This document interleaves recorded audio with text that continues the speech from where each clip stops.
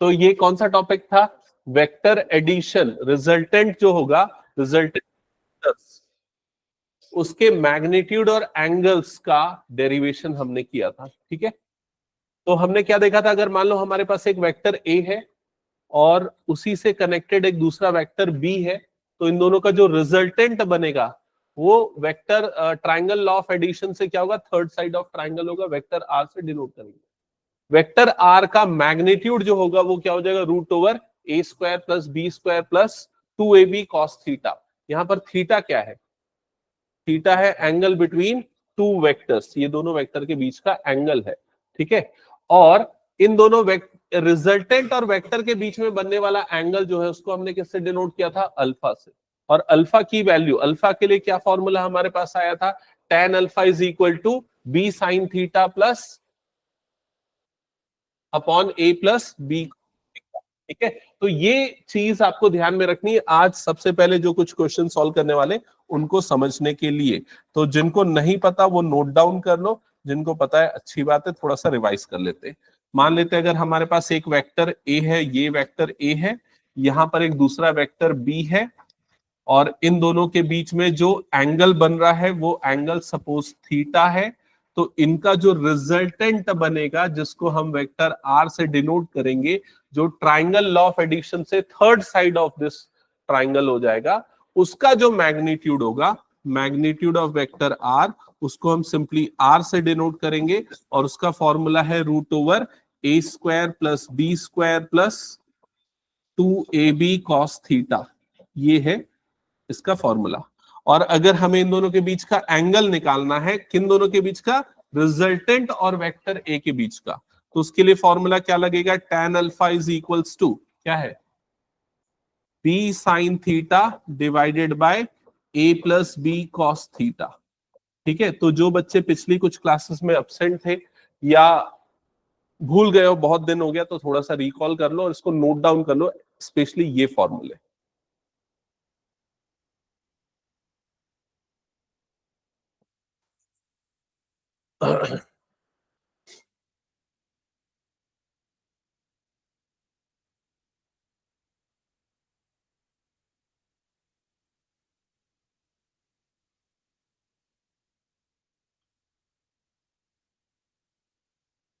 हो गया यहां तक? अब इसके कुछ स्पेशल केसेस हमने देखे थे। कौन कौन से स्पेशल केस थे? अगर मान लो ये दोनों वेक्टर परपेंडिकुलर है, vector A is perpendicular to vector B, मतलब थीटा की वैल्यू कितनी है, 90 डिग्री, तो जो रिजल्टेंट वेक्टर होगा उसका जो मैग्नीट्यूड आएगा वो क्या जाएगा, रूट ए स्क्वायर प्लस बी स्क्वायर। ठीक है, बिकॉज कॉस 90 की वैल्यू क्या हो जाती है, 0। सेकेंड केस हमने देखा था, सेकेंड केस, अगर मान लो ये दोनों वेक्टर पैरेलल वेक्टर है, पैरेलल वेक्टर है, या उसमें भी दो कंडीशन हो सकती है। पहला, थीटा की वैल्यू क्या हो सकती है, 0 डिग्री या 0 रेडियन। तो क्या आ जाएगा इसका resultant, R is equal to root over, directly लिख दो, रूट ओवर क्या आ जाएगा ये, A plus B. A plus B क्यों आएगा, क्योंकि cos 0 की वैल्यू 1 हो जाएगी, और यहां पर फॉर्मूला लग जाएगा A square plus B square plus 2ab, जो होता है ए प्लस बी का होल स्क्वायर, तो फाइनली आपको मिलेगा ए प्लस बी। अगर मान लो ये दोनों के बीच में 180 डिग्री का एंगल बन रहा है, मतलब पैरेलल है लेकिन डायरेक्शन अपोजिट है, तो रिजल्टेंट वेक्टर क्या, रिजल्टेंट मैग्नीट्यूड क्या हो जाएगा, ए माइनस बी। यहां तक हो गया सभी का? ठीक है, अब चलो इन्हीं पे बेस्ड कुछ क्वेश्चन सॉल्व कर लेते हैं। तो ये क्वेश्चंस हमने शायद नहीं किए थे, देख लो एक बार, ये दो क्वेश्चन सॉल्व करने हैं।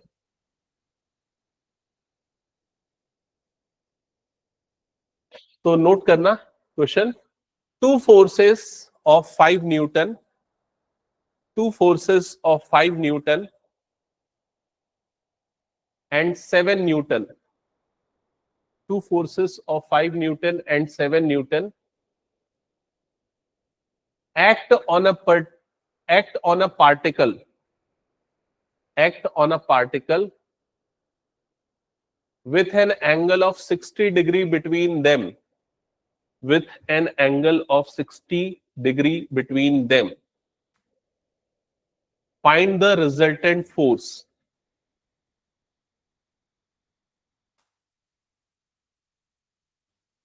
तो रिजल्टेंट फोर्स का मैग्नीट्यूड और डायरेक्शन आपको दोनों निकालना है।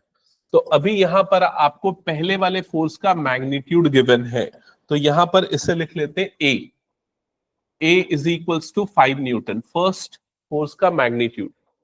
सेकेंड फोर्स का मैग्नीट्यूड गिवन है B is equals to 7 newton. दोनों के बीच का एंगल गिवन है theta is equals to 60 degree. Note down कर लो, सीधा फॉर्मूला अप्लाई करो और रिजल्टेंट निकल गया दोनों का।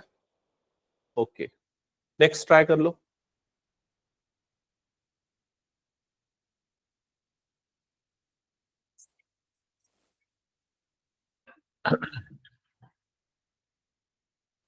तो मैग्नीट्यूड ऑफ रिजल्टेंट का फॉर्मूला, हाँ त्रिषा क्या है बताओ। पिछली क्लास में तुम प्रेजेंट थी मैथ्स की। अगर कोई दो वेक्टर्स जो है उनपे अलग अलग फोर्सेस, ये देखो ये थोड़ा सा रिकॉल कराता हूं, ये वेक्टर ए हो गया, ये वेक्टर बी हो गया, दोनों के बीच में अगर एंगल थीटा है, ठीक है, तो इनका जो रिजल्टेंट बनेगा, third side of this triangle बनेगा, उसका फॉर्मूला ये होता है मैग्नीट्यूड ऑफ रिजल्टेंट निकालने का। ये पहले भी डिराइव किया है। और दोनों के बीच का एंगल निकालने का फॉर्मूला ये है, alpha is equal to this. तो एटलीस्ट ये चीज ध्यान में रखो, क्योंकि अभी हम इस पे बेस्ड क्वेश्चन करने वाले हैं, ठीक है।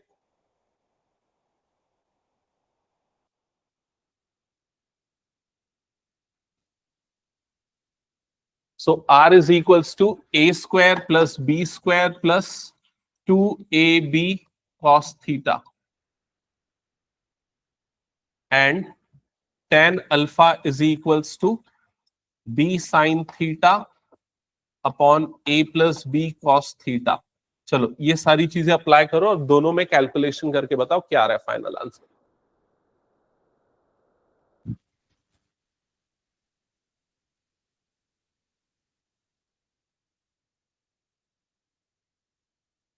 सेकेंड पार्ट में, फिफ्थ क्वेश्चन में, टू वेक्टर।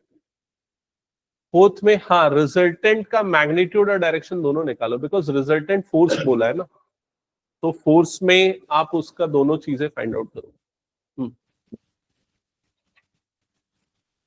ये कैसे काटा, अच्छा ठीक है, ठीक है, 35, ये 109, रूट 109 आ रहा है क्या? हाँ ठीक है। श्री, ये दोनों फॉर्मूले हमने पिछली क्लास में डिराइव किए थे, तुम प्रेजेंट थी ना? हाँ, उन्हीं पे बेस्ड कुछ न्यूमेरिकल्स कर रहे हैं, तो ये फॉर्मूले ध्यान में रखना। फर्स्ट न्यूमेरिकल अभी मैंने बता दिया है यहाँ पर, ठीक है, जिसमें हमें दो फोर्सेस गिवन है, दोनों का मैग्नीट्यूड गिवन है और दोनों फोर्सेस के बीच का एंगल गिवन है, थीटा की वैल्यू गिवन है। आपको रिजल्टेंट फोर्स निकालना है, तो रिजल्टेंट फोर्स का मैग्नीट्यूड ये होगा, डायरेक्शन अल्फा है, तो आपको ये वाली वैल्यू निकालनी है, ठीक है। तो यहां पर r is equals to root over A square plus B, A की वैल्यू हो जाएगी 5, आ जाएगा 5 square plus 7 square plus 2 into 5 into 7 into cos 60 degree. Cos 60 की वैल्यू 1/2 होती है। So r is equal to root over, ये आ जाएगा 25 प्लस 49 प्लस 2 इंटू 35 इंटू 1/2। तो ये 2 कट जाएगा, तो r की वैल्यू आ जाएगी अंडर रूट 109। आया ये? अप्रोक्सीमेटली पॉइंट में वैल्यू कितनी आएगी? 10 पॉइंट समथिंग, बिकॉज 10 का स्क्वायर कितना होता है 100, 11 का स्क्वायर कितना होता है 121। सो अप्रोक्सीमेटली यू विल गेट 10.4 के आसपास, ठीक है, 10.4 न्यूटन्स। तो ये मैग्नीट्यूड हो गया रिजल्टेंट फोर्स का। रिजल्टेंट फोर्स का डायरेक्शन अब अगर आपको निकालना है, तो यहां पर ये सेकंड वाला फॉर्मूला यूज करेंगे, tan alpha is equal to b cos theta. तो b sin theta, b sin theta, b की वैल्यू कितनी है चेक कर लो, तो b की वैल्यू है 7। ये देगा 7 into sine 60 degree divided by a plus, ये फॉर्मूले में मैंने b छोड़ दिया है ना, a plus B cos theta होता है, फॉर्मूला करेक्ट कर लो अगर यहां से नोट किया था, a plus B cos theta. तो a मतलब ये आ जाएगा 5 प्लस 7 इंटू कॉस 60 डिग्री, ठीक है। तो ये हो जाएगा 7 इंटू साइन 60 की वैल्यू होती है √3/2 अपॉन 5 प्लस 7 इंटू कॉस 60 की वैल्यू होती है 1/2। इसको सिंप्लीफाई कर लेते हैं, तो ये आ जाएगा 7 √3/2 होल अपॉन में डिनोमिनेटर में हो जाएगा 10 प्लस 7/2, ये बाय टू कट जाएगा तो हो जाएगा 7√3 डिवाइडेड बाय 17। ये किसकी वैल्यू आई है? tan अल्फा की वैल्यू। 7√3 डिवाइडेड बाय 17, तो अल्फा की वैल्यू हो जाएगी 10 को सिंपली यहां भेज देंगे तो tan इनवर्स 7√3 डिवाइडेड बाय 17।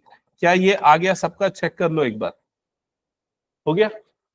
तो आगे हम 4-5 क्वेश्चन इन्हीं दो फॉर्मूले पे बेस्ड करने वाले हैं, तो मेक श्योर ये आप लोगों को याद रहना चाहिए। नेक्स्ट क्वेश्चन ये ट्राई करो, एग्जांपल 5। किसी का बना क्या एग्जांपल 5? हो गया? नहीं बना?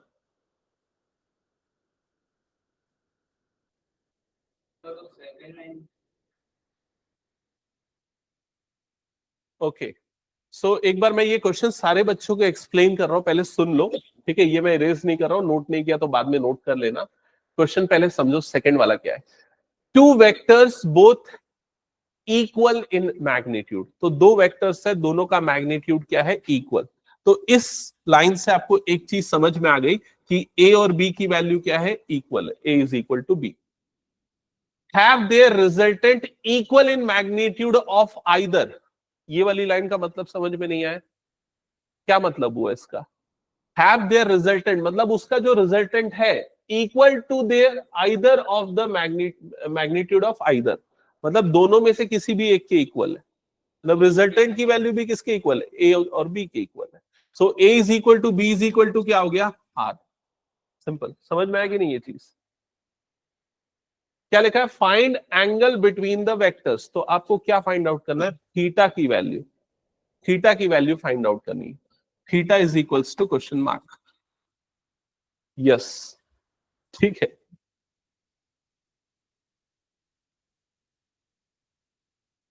सिक्सटी होगा? नहीं नहीं नहीं नहीं, गलत बोल रहा है तू, गलत तरीके से सोच रहा है उसको। देख क्यों गलत बोल रहा है पता है? तू क्या गलती कर रहा है? जैसे अगर मान ले तेरा एक वेक्टर ये वाला हो गया वेक्टर ए, है ना? हाँ, और तू ये वाले को अगर तू वेक्टर बी ले रहा है, मान ले इसको वेक्टर बी ले रहा है, तो ये एंगल उन दोनों के बीच का एंगल नहीं होगा ना। समझ गया ना? तो उसको पूरा करना पड़ेगा, सॉल्व करना पड़ेगा। चलो ट्राई करो बाकी लोग, और जिनका ये वाला बचा है पहले फोर्थ कंप्लीट कर लो। फोर्थ हो गया क्या सबका? देन फिफ्थ वाला ट्राई करो, सेम फॉर्मूले अप्लाई होने वाले जो सामने बोर्ड में लिखे हैं।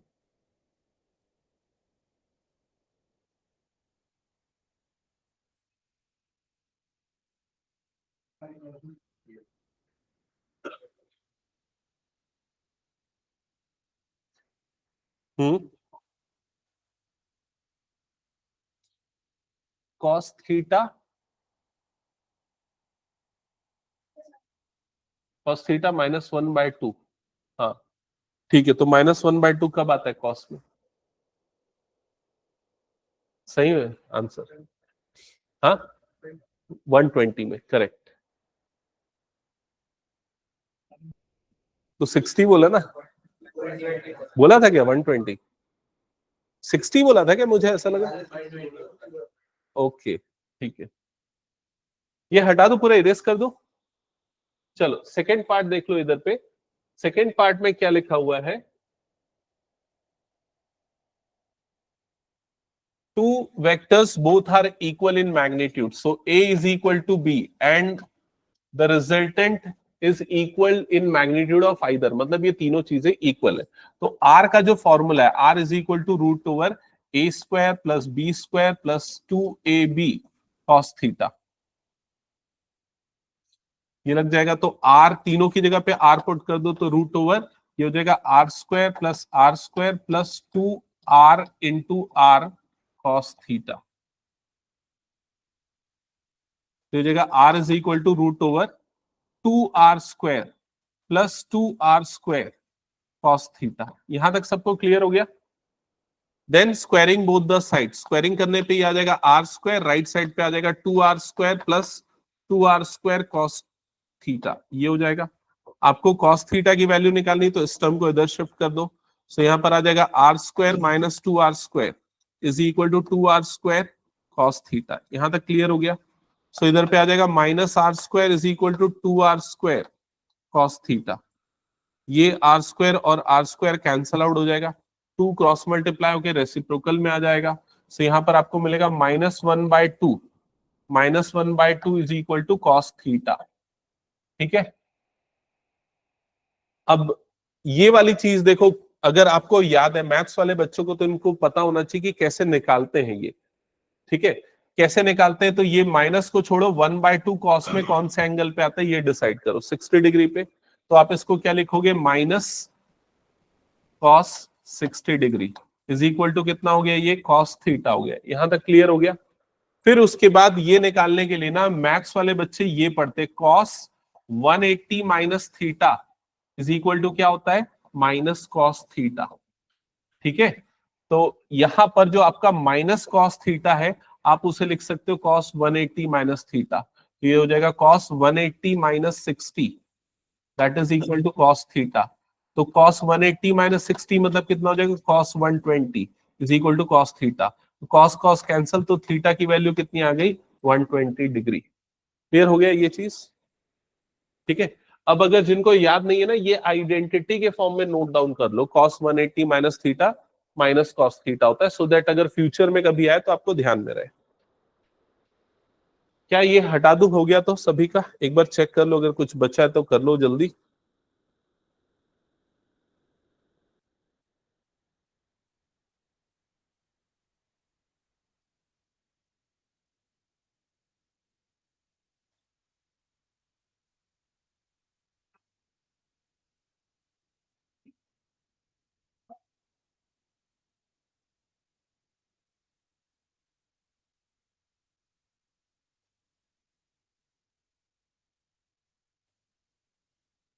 Find the angle between resultant and, अगर इसी क्वेश्चन में होता resultant and the vector A, अगर ये होता तो कितना आता, तब 60 डिग्री आ जाता। ठीक है, रिजल्टेंट और वेक्टर ए के बीच का एंगल। और अच्छा, इसकी मैग्नीट्यूड की न्यूमेरिकल वैल्यू तो आर के टर्म्स में ही आएगी। हटा दो क्या, हो गया तो सबका ये। चलो नेक्स्ट क्वेश्चन पे आते हैं, ये क्वेश्चन ट्राई करो एक बार। Two forces whose magnitudes are in ratio 3:5, note करना। two forces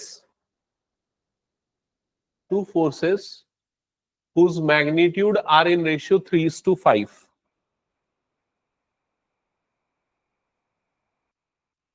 दो फोर्सेस है, दोनों के मैग्नीट्यूड का रेशियो गिवन है 3:5, give a resultant of 35 Newton's. तो ये 35 न्यूटन्स क्या है, मैग्नीट्यूड ऑफ रिजल्टेंट मतलब आर की वैल्यू, जो अभी हमने फॉर्मूला देखा उस फॉर्मूले के हिसाब से आर की जो वैल्यू है वो है 35 या 35 न्यूटन्स। ठीक है, और ये जो रेशियो है ये किनका रेशियो है, बाकी दोनों फोर्सेस का रेशियो है। तो ये एक्चुअली ए और बी का रेशियो, जिसको हम फॉर्मूले के टर्म्स में देखें तो A/B की वैल्यू ये गिवन है। Okay, if angle of inclination be 60 degree, if the angle of inclination be 60 degree, तो ए और बी के बीच का एंगल। अब जब भी एंगल ये वर्ड आता है ना, तो आप हमेशा थीटा इक्वल टू मत लिख दो, हमेशा पढ़ लो कि वो किसका एंगल है, वो दोनों वेक्टर के बीच का एंगल है या रिजल्टेंट और वेक्टर के बीच का एंगल है।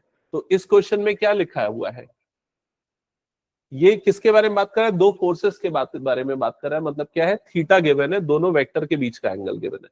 तो थीटा इज इक्वल टू कितना हो गया, 60 degree. If the angle of inclination be 60 degree, calculate the magnitude of each of the vectors. तो A और B का मैग्नीट्यूड आपको निकालना है या A और B की वैल्यू निकालनी है। ठीक है, तो निकाला क्या, किसी का हुआ, ट्राई किया। सेम फॉर्मूला यूज करना है जो अभी हमने देखा, R is equal to root over A² plus B² plus 2AB cos theta. ठीक है, तो यहां पर R की जगह पे तो आप 35 पुट कर दोगे, बिकॉज आपको R की वैल्यू गिवन है 35। तो 15 और 25, ओके चेक करते। हाँ, और यहाँ ए और बी का रेशियो गिवन है, तो ए की वैल्यू यहां से कितनी ले लोगे, 3x बिकॉज इनका रेशियो गिवन है, तो ए की वैल्यू आ जाएगी 3x और बी की वैल्यू यहां से आ जाएगी 5x।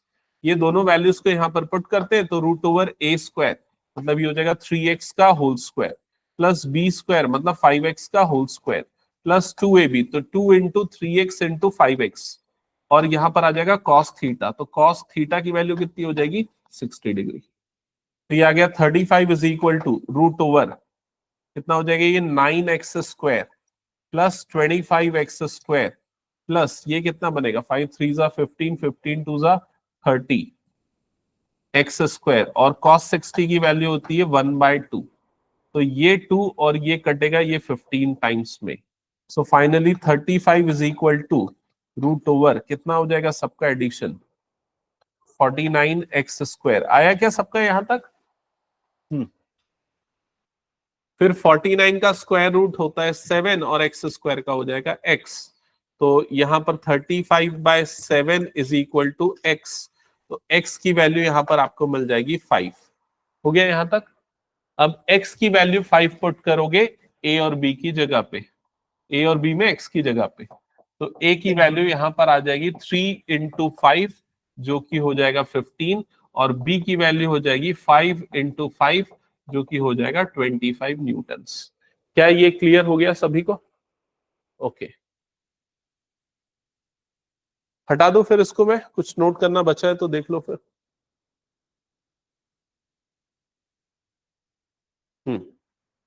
नेक्स्ट क्वेश्चन, ये क्वेश्चन स्टार्ट करते हैं। ये थोड़ा सा डिफिकल्ट है, आई थिंक मुझे इसको बताना पड़ेगा,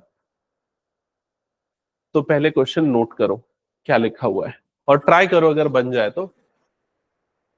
two forces equal to P and 2P newtons. Two forces equal to P and 2P newtons act on a particle. Act on a particle. तो दो फोर्सेस है, एक का मैग्नीट्यूड P है, दूसरे का मैग्नीट्यूड 2P है, दोनों एक पार्टिकल पे एक्ट कर रहे हैं, ठीक है। If the first B doubled and second be increased by 20 Newton's, इस लाइन का मतलब क्या हुआ? फर्स्ट बी डबल्ड मतलब पहले वाला जो P था अब वो डबल हो गया, क्या हो गया 2P, है ना। अब वो डबल हो गया मतलब अब वो क्या बन गया 2P, और सेकेंड वाला इंक्रीज्ड बाय 20, तो यस, तो पहला वाला P से 2P बन गया, दूसरा वाला क्या हो जाएगा 2P प्लस 20 हो गया। यहां तक क्लियर हो गया सबको? Second is increased by 20 newtons. The direction of resultant is unaltered. Find the value of P. उसका रिजल्टेंट का डायरेक्शन नहीं बदला, मतलब क्या चीज अनचेंज रही है?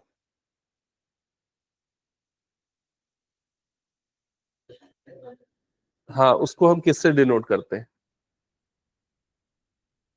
Yes correct, alpha. अल्फा या tan अल्फा आप बोल सकते हो, ठीक है। तो जो अभी हमारे पास हमने जो फॉर्मूले पढ़े थे ना दो वाले, एक रिजल्टेंट के मैग्नीट्यूड का फॉर्मूला था R वाला, और दूसरा कौन सा फॉर्मूला था tan अल्फा वाला। तो tan अल्फा जो है, tan alpha is equal to, formula क्या था, b sin theta upon a plus b cos theta, ये था फॉर्मूला।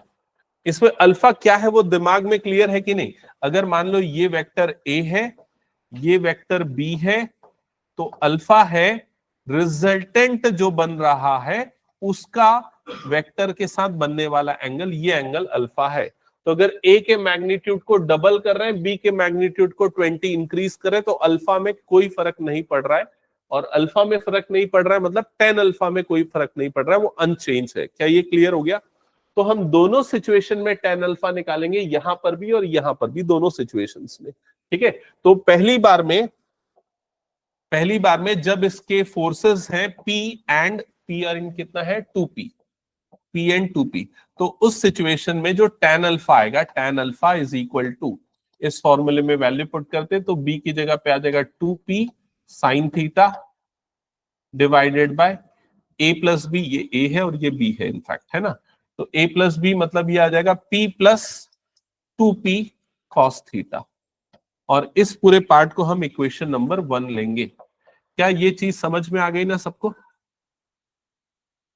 सेकेंड केस में अब ए और बी बदल गया, अब ए की जगह पे क्या लोगे? क्या लोगे? ए की जगह पे 2p, और बी की जगह पे क्या पुट करोगे? 2p+20 पुट करो, फिर से आपको tan अल्फा मिलेगा, निकालो जल्दी।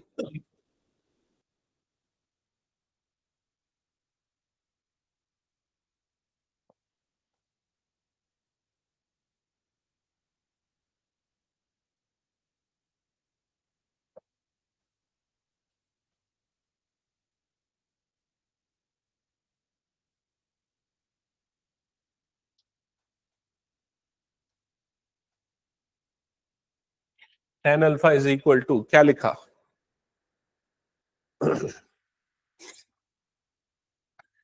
2p+20 into sine theta divided bye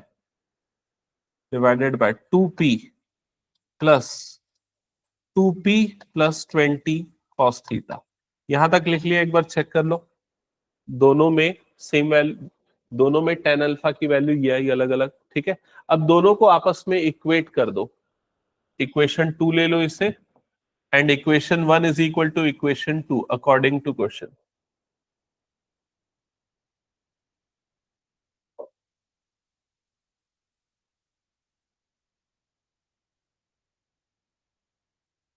तो 2p sine theta divided by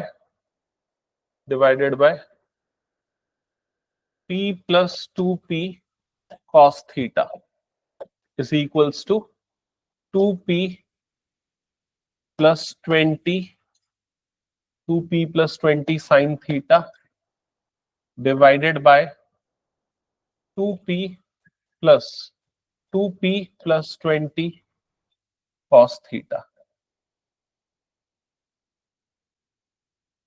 ये सबने नोट डाउन कर लिया क्या? चेक कर लो एक बार।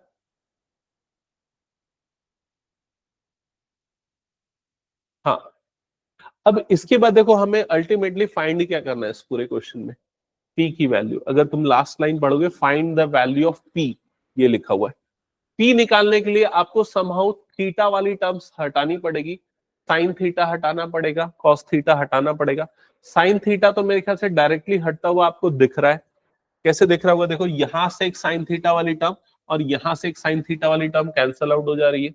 तो अब आपके पास क्या बच रहा है यहाँ पर? 2p डिवाइडेड बाय ये क्या आ रहा है? p+2p cos theta. और राइट साइड में क्या आ रहा है? ये 2p+20 डिवाइडेड बाय, डिनोमिनेटर में क्या बच रहा है? 2p प्लस, अभी इसको ब्रैकेट में नहीं खोलता, 2p+20 कॉस थीटा, ये वाली टर्म्स बच रही है ना। अब क्या अगर हम ब्रैकेट्स ओपन करके मल्टीप्लाई कर दे तो कॉस थीटा वाली टर्म्स भी कैंसल आउट हो जाएगी? चेक करके देखते हैं, ठीक है। बस एक छोटा सा रफ वर्क करके देख लो, या फिर हमें कोई दूसरा ऑपरेशन करना पड़ेगा। अगर मैं इस 2p को, ये रफ वर्क कर रहा हूं मैं, देख लो थोड़ा सा, ये क्रॉस मल्टीप्लाई अगर मान लो मैं किया, ये 2p को मल्टीप्लाई किया कॉस वाली टर्म्स पे ही फोकस करो अभी। कॉस वाली टर्म से मतलब अगर मैंने इससे मल्टीप्लाई किया तो ये टर्म क्या बन जाएगी? 4p² कॉस थीटा, ऐसे ही मिलेगा। और ये 2p जब इससे मल्टीप्लाई होगा तो क्या बन जाएगा? +40p कॉस थीटा, ये आ जाएगा। वहीं अगर मैं इसको जब मल्टीप्लाई करूंगा दोनों से, तो 2p इंटू 2p मतलब क्या हो जाएगा? 4p² cos theta. और जब ये 2p इस 20 से मल्टीप्लाई होगा तो वो भी कितना हो जाएगा? 40, मतलब कैंसल आउट हो रहा है, इक्वल्स टू के अपोजिट साइड। तो डायरेक्टली आप क्या कर दो, यहां पर क्रॉस मल्टीप्लीकेशन कर दो, ठीक है। क्रॉस मल्टीप्लीकेशन करोगे तो यहां पर 2p मल्टीप्लाइड बाय, या आ जाएगा 2p+2p cos theta +20 cos theta. और राइट साइड में ये 2p+20 मल्टीप्लाई हो रहा है p+2p कॉस थीटा से। ब्रैकेट्स ओपन करो, सारी टर्म्स को केयरफुली लिखो क्या क्या आ रही है।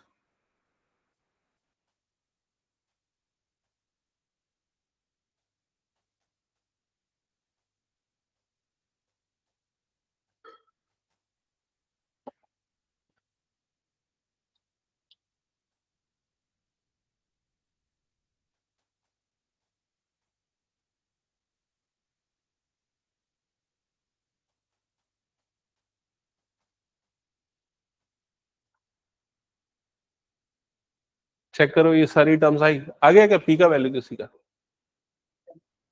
√10 नहीं, यहां तक सबने कर लिया? 10, हाँ। ये समझ में है मैंने क्या किया मल्टीप्लीकेशन? ये पूरी टर्म इससे मल्टीप्लाई हुई, तो ये 2p+20 और ये मल्टीप्लाई हुआ, देन 2p मल्टीप्लाई होगा p से तो 2p², 2p मल्टीप्लाई होगा इससे तो 4p² cos थीटा, फिर 20 मल्टीप्लाई हुआ p से तो 20p, फिर 20 मल्टीप्लाई हुआ इससे तो ये 4 टर्म्स टोटल आएंगी, तो वो 4 टर्म्स इधर और इधर पे भी पूरा मल्टीप्लीकेशन पे जो टर्म्स आई। ओके, यहां तक डन। अब देख, एक एक करके देखो कौन सी टर्म्स कैंसल आउट होगी। तो 4p² cos theta, 4p² cos theta cancel out हो जाएगा, ठीक है। और क्या कैंसल आउट हो रहा है? कुछ मिस हो गया क्या? 40p cos theta, 40p cos theta ये कैंसल आउट हो जाएगा, ठीक है। और बस, तो इधर पे क्या बच गया? 4p² is equals to 2p² plus 20p, ऐसा ही बचा। तो ये 2p² को इधर भेज देते हैं, तो 4p² माइनस 2p² मतलब 2p² इज इक्वल टू कितना हो जाएगा? 20p। क्लियर? यहां से एक p और यहां से एक p कट गया, तो 2p इज इक्वल टू कितना हो गया? 20। तो p की वैल्यू कितनी आ जाएगी? 10। तो आंसर आएगा 10 न्यूटन्स। क्या ये क्लियर हो गया सबको?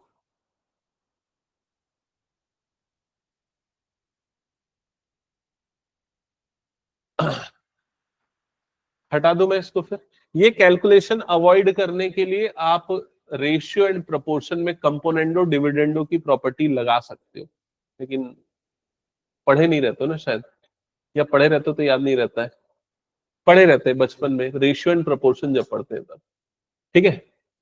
हालांकि सीखना पड़ेगा क्योंकि कई चैप्टर में वो लगता है, ठीक है। हटा दूंगा इसको फिलहाल में, हो गया तो। चलो नेक्स्ट। अब ये क्वेश्चन है, ये क्वेश्चन थोड़ा सा मुश्किल लगेगा हो सकता है, एक बार सॉल्व करो इसको। और ये क्वेश्चन आपकी बुक का एनसीईआरटी का है, ठीक है। क्या लिखा है पढ़ना। A motor boat is racing towards north at 25 kilometer per hour and water current in the region is 10 kilometer per hour in the direction of 60° east of north, east of south, sorry, east of south. Find the resultant velocity of the boat. तो imaginary line बना के ना दोनों का direction बताओ कैसा है, दोनों वेलोसिटीज का डायरेक्शन कैसा बना है, एक इमेजिनरी लाइन वेक्टर बना के दिखाओ मुझे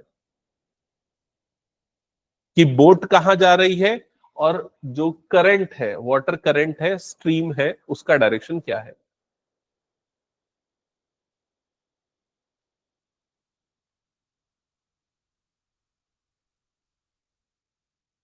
जैसे ये हो गया नॉर्थ, इधर पे करता हूं, ये हो गया जैसे नॉर्थ, यहां पर हो गया साउथ, ये हो गया वेस्ट और ये हो गया ईस्ट, ठीक है।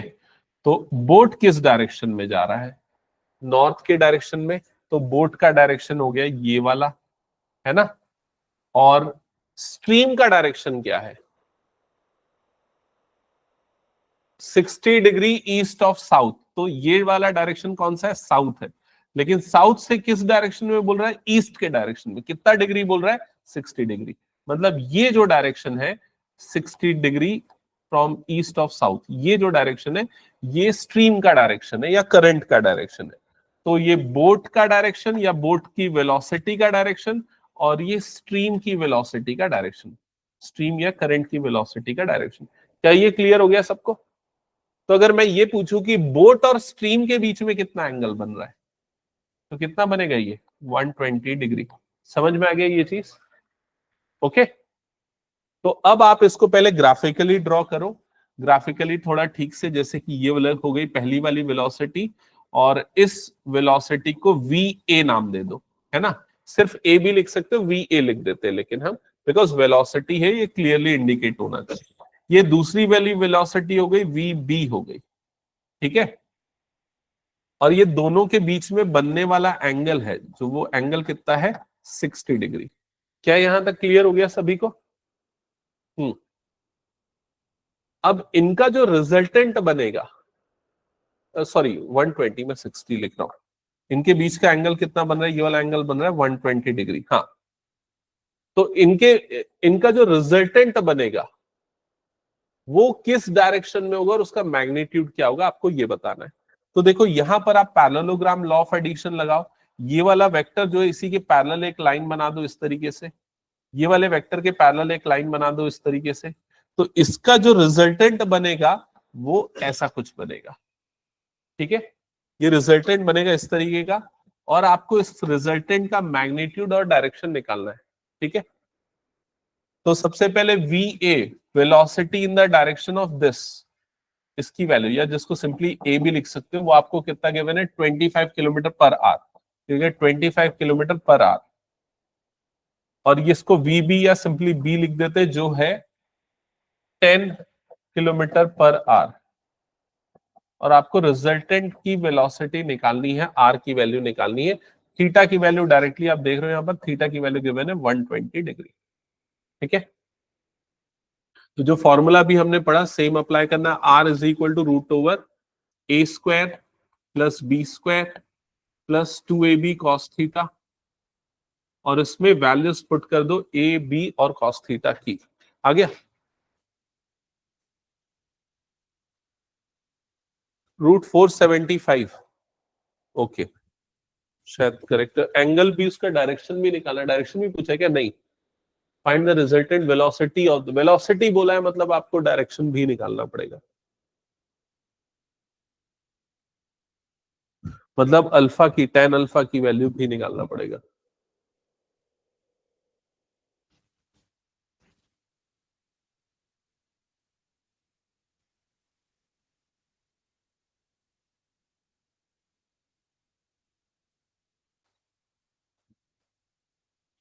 तो r is equal to root over A square, A मतलब 25 का स्क्वायर, प्लस बी स्क्वायर मतलब 10 का square, plus 2 into 25 into 10 into cos 120। और अभी थोड़ी देर पहले हमने कॉस 120 यूज किया था, उसकी वैल्यू कितनी थी? -1/2।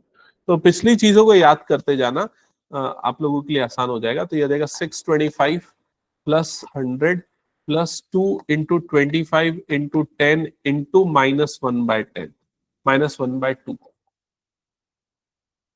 तो ये 2 और ये 2 कट जाएगा, तो यह आ जाएगा रूट ओवर 625 प्लस 100, और ये हो जाएगा -250, -250। यस, तो ये आ रहा है प्लस माइनस करने पे रूट 475। आ गया सबका रूट 475? रूट 475। अब अगर इसको हम लिखना चाहें पॉइंट में तो अप्रोक्सीमेटली कितना आएगा? 484 किसका रूट होता है? 22 का। 484 से छोटा है, मतलब 21.9 के आसपास आएगा।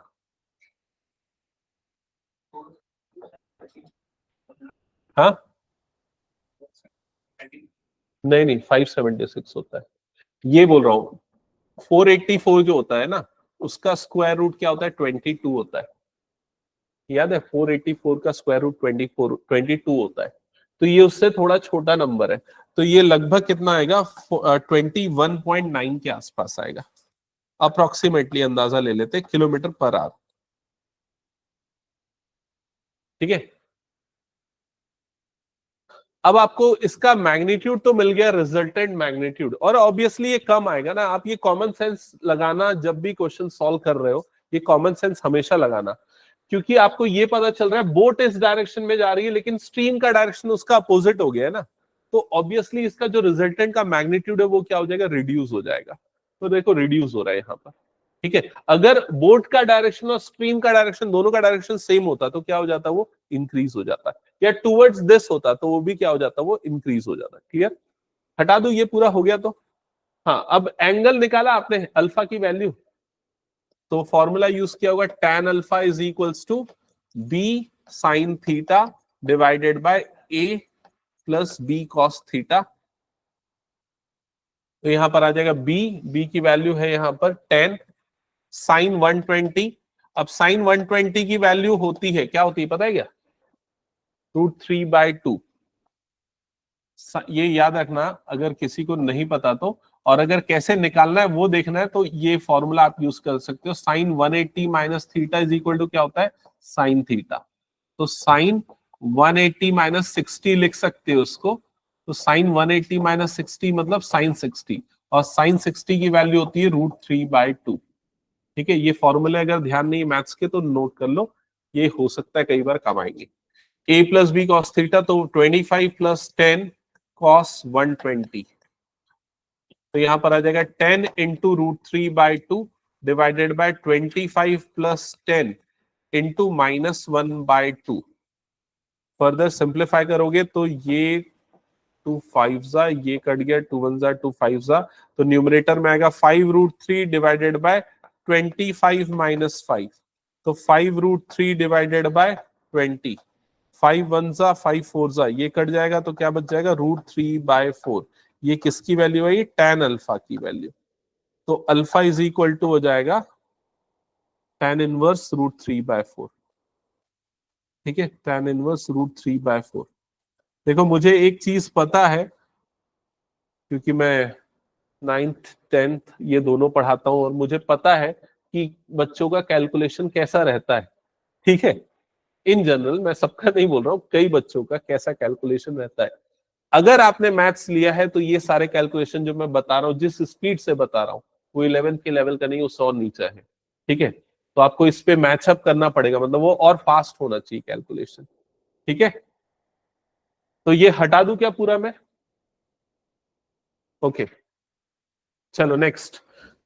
ये एक क्वेश्चन है, देख लो एक बार। ये क्वेश्चन भी अच्छा किसी बुक का है, ये एनसीईआरटी में है कि नहीं मुझे ध्यान नहीं आ रहा, बट एक अच्छा जनरल क्वेश्चन है, कॉमन सेंस से भी सॉल्व कर सकते हो, वेक्टर अलजेब्रा भी लगा सकते हो। थोड़ा देखो इसको। लिखा है a particle covers a displacement of 12 meters towards east. एक पार्टिकल है, वो 12 मीटर का डिस्प्लेसमेंट कवर कर रहा है ईस्ट के डायरेक्शन में, 9 मीटर्स टुवर्ड्स नॉर्थ। तो इसका डायग्राम बना के करोगे तो भी चलेगा। हाँ,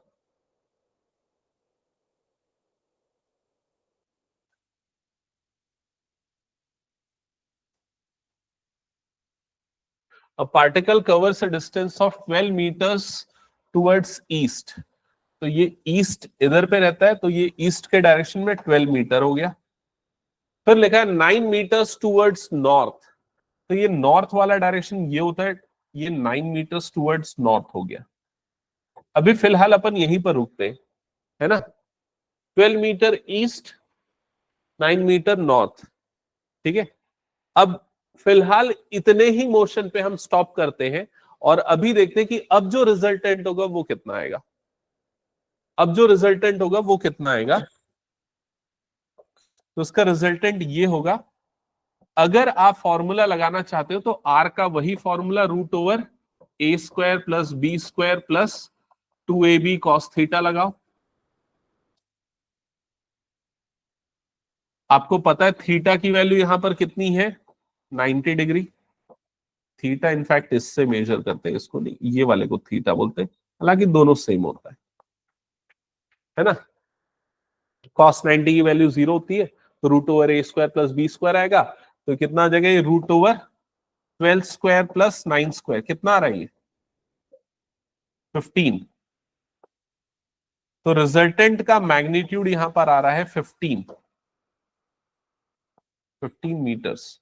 12 का स्क्वायर 144, 9 का स्क्वायर 81, 225 आएगा दोनों का एडिशन, और उसका स्क्वायर रूट हो जाएगा 15। ठीक है, अब आते हैं थर्ड डायमेंशन पे। अभी 2D था ना, अभी सिर्फ ईस्ट और नॉर्थ का था, अब 3D आ गया। इसके बाद क्या बोल रहा है?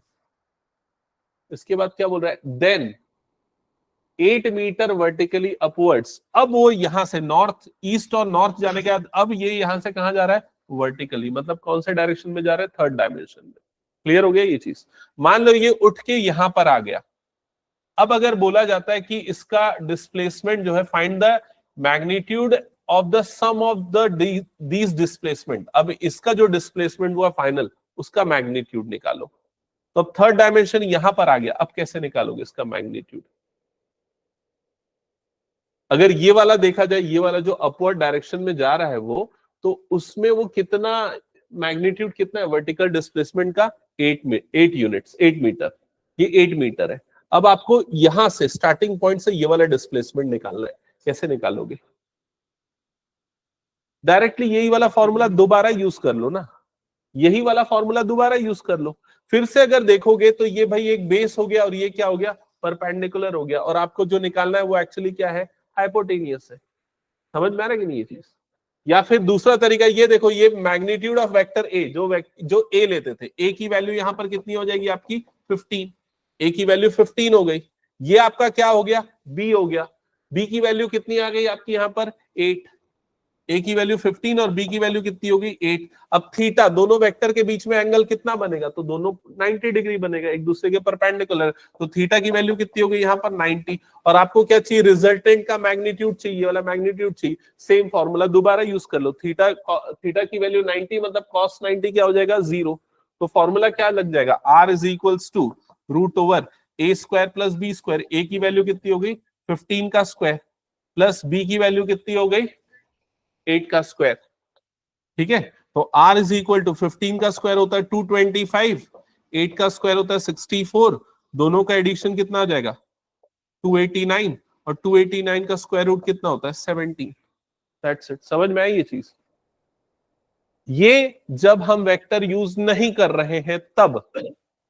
अगर इसी को वेक्टर यूज करके निकालना होता तो क्या करते? तो और आसान हो जाता ये। कैसे आसान हो जाता? क्योंकि अब देखो इसका वेक्टर, वेक्टर में रिकॉल करो, ये 3 डायमेंशन जब हम लेते हैं, ये मान लेते हैं इसको x हो गया, ये मान लेते y हो गया, और ये मान लेते z हो गया। तो x एक्सिस के डायरेक्शन में वो कितना यूनिट चला है? 12। y एक्सिस के डायरेक्शन में वो कितना चला है? 9। और z एक्सिस के डायरेक्शन में कितना चला है? 8। तो जो पॉइंट है उसका कोऑर्डिनेट क्या हो गया?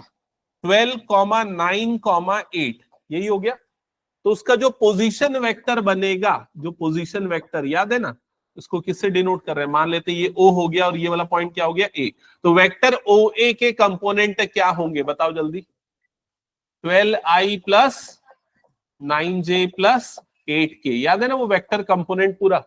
अब अगर आपको इसका मैग्नीट्यूड चाहिए तो कैसे लिखते हैं? Magnitude of vector OA is equal to root over 12 square plus 9 square plus 8 square. याद है ना, पहली 2-3 क्लास में यही सब प्रैक्टिस करवाया था। तो 12 का स्क्वायर कितना हो जाएगा? 144 प्लस 81 प्लस 64। ऐड करोगे तो आपको वही मिलेगा, रूट 289। और फाइनली कितना आ जाएगा उसका आंसर? 17। समझ गए ना? तो एनालिटिक अप्रोच से करोगे तो ऐसे समझो, और वेक्टर से करोगे तो डायरेक्टली निकल जाएगा उसका आंसर। क्या ये क्लियर हो गया सबको? चलो नेक्स्ट आगे बढ़ते हैं। ये हटा दूं ना, फिर पूरा हो गया तो। नेक्स्ट, अब देखो ऐसे कुछ सिंपल केस स्टडी वाले क्वेश्चन आ सकते हैं, या एग्जांपल वाले क्वेश्चन आ सकते हैं। जैसे कि क्या लिखा है? Can the walk of a man be an example of resolution of vector? Assertion reason में भी ऐसा क्वेश्चन आता है, जो वॉकिंग है क्या वो रिजोल्यूशन ऑफ वेक्टर है?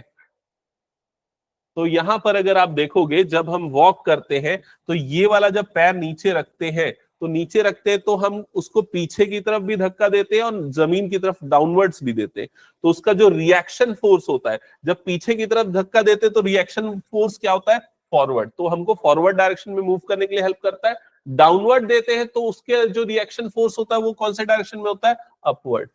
तो इसका जो रिजल्टेंट बनेगा वो क्या बनेगा? कुछ इस डायरेक्शन में बनेगा। क्लियर हो गया ये चीज? तो ये एक एग्जांपल आप उसका एक्सप्लेनेशन दे सकते हो।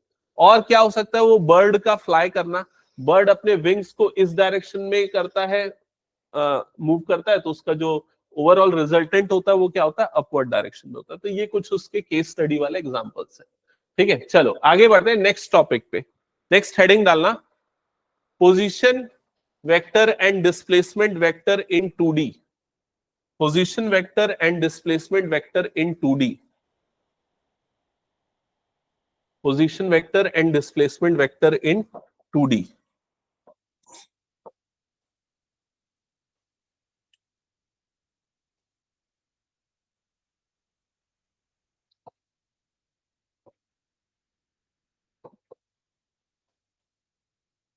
लिखो, consider the position of A particle, consider the position of a particle at point P with coordinates x comma y, with coordinates x comma y,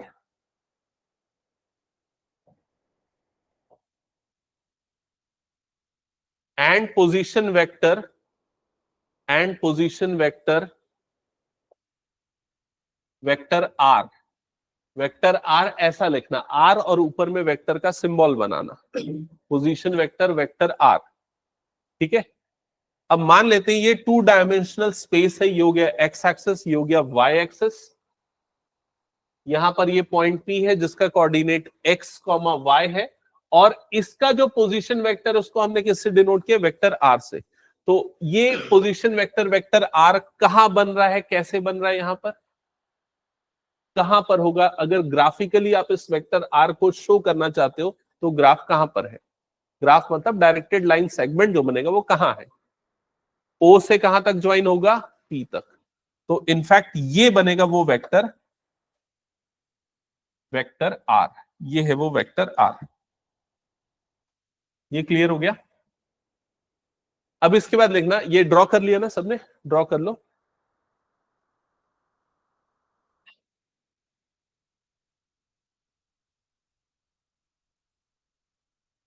इसके बाद लिखना, after some time del T,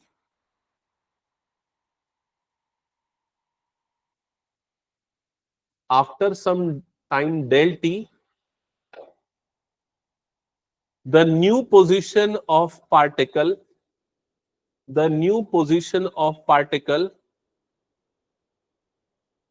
is p dash,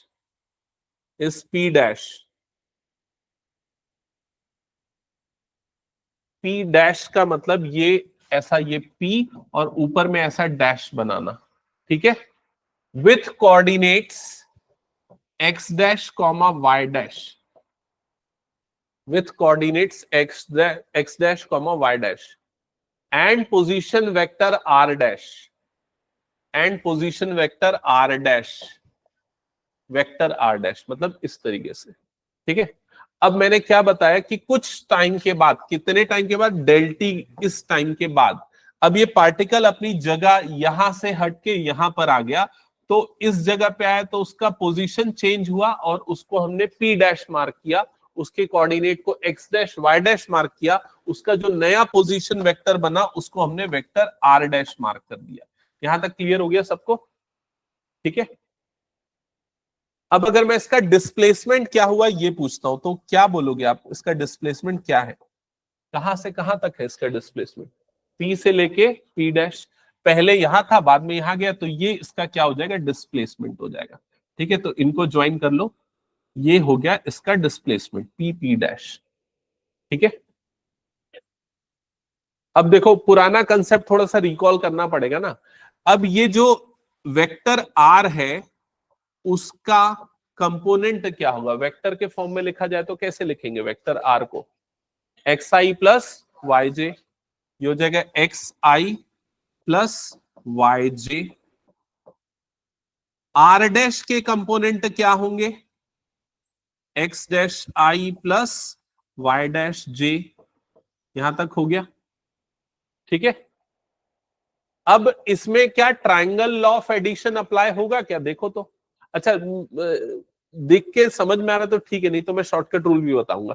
क्या इसमें triangle law of addition apply होगा? ये origin है ना, ओ है, ओ से कहां तक गए हम? पी, पी से कहां तक गए हम? P dash. तो ये जो वेक्टर ओपी डैश जो आपको दिख रहा है, ये ओपी डैश किन दोनों के सम के इक्वल होगा? ये वाला वेक्टर और ये वाला वेक्टर। क्लियर हो गया ये चीज? पी पी डैश इसके, या अगर मैं डायरेक्टली मैं यहां पर पी पी डैश वाला वेक्टर लिखना चाहूं, पी पी डैश, तो इसको भी लिखने का आपने तरीका देखा है। अगर आपको कोई भी दो वेक्टर, दो पॉइंट के बीच का वेक्टर चाहिए, ए और बी के बीच का वेक्टर, वेक्टर ए बी निकालना होता तो कैसे निकालते हैं? x2 minus x1 i plus y2 minus y1 j, याद है कि नहीं ये चीज? तो अगर आपको वेक्टर p p डैश चाहिए तो क्या हो जाएगा? x2 माइनस x1 i, मतलब ये क्या बन जाएगा? x minus x dash i plus y2 minus y1 j, तो क्या हो जाएगा? Plus y minus y dash j। ये क्लियर हो गया? ये वेक्टर p p डैश है, और यही जो वेक्टर p p डैश है ये इसका डिस्प्लेसमेंट वेक्टर है। ठीक है, डिस्प्लेसमेंट वेक्टर है। और आप इस डिस्प्लेसमेंट वेक्टर को r ऑफ t से डिनोट कर दो, r ऑफ t से। ब्रैकेट के अंदर t जो लिखा है उस वो t लिखने का कारण ये है क्योंकि भाई ये डिस्प्लेसमेंट टाइम के हिसाब से हो रहा है ना, इसलिए r of t।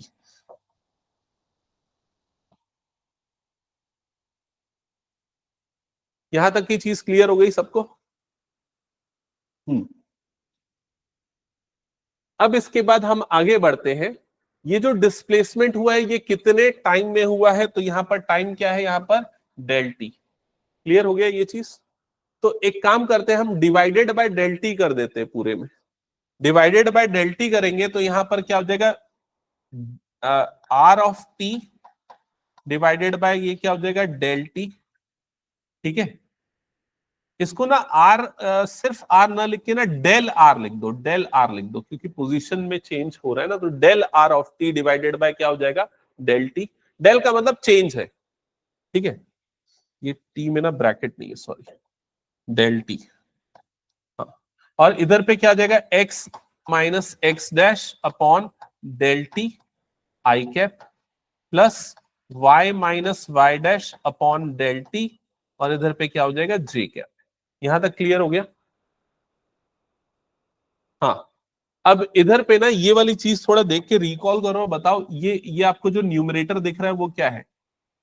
Change in position divided by change in time. तो change in position divided by change in time क्या होता है? वेलोसिटी। तो इसको हम किससे डिनोट करेंगे? v से। तो ये हो गया वेक्टर v। ठीक है, वेक्टर v। और ये वाला जो पार्ट आपको दिख रहा है ये क्या है? चेंज इन एक्स कोऑर्डिनेट या X axis with respect to change in time. तो ये एक्स एक्सिस का चेंज टाइम के रिस्पेक्ट में, तो आपको क्या देगा? एक्स एक्सिस की वेलोसिटी। तो उसको आप किससे डिनोट करोगे? वी एक्स से। वी एक्स मतलब velocity in the direction of X axis. Similar way में जो दूसरा वाला पार्ट है वो क्या बन जाएगा? Velocity in the direction of Y axis. Clear हो गया ये चीज? ठीक है, अब यहां पर ना एक और सिंबॉलिक रिप्रेजेंटेशन में कुछ यूज करूंगा। यहां तक नोट कर लिया ना सबने? अब देखो मैं यहां दो अलग अलग तरीके से लिख रहा हूं। एक तो ये v is equal to v bar X I plus v bar Y J. ठीक है, और दूसरा लिख रहा हूं v is equal to v X I plus v Y J.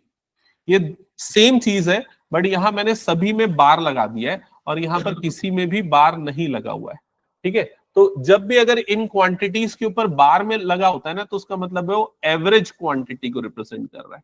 Average quantity है, मतलब ये क्या है? उसकी एवरेज वेलोसिटी। ये average velocity in the direction of X axis, ये average velocity in the direction of Y axis. और ये वाली जो अगर बार नहीं लगा है, मतलब क्या हो जाएगा? वो इंस्टेंटेनियस वेलोसिटी। इंस्टेंटेनियस वेलोसिटी, ये ओवरऑल इंस्टेंटेनियस वेलोसिटी, ये एक्स के डायरेक्शन में, और ये क्या हो गया? वाई के डायरेक्शन में। ठीक है, और इंस्टेंटेनियस वेलोसिटी निकालने के लिए उसको और कैसे डिनोट करते?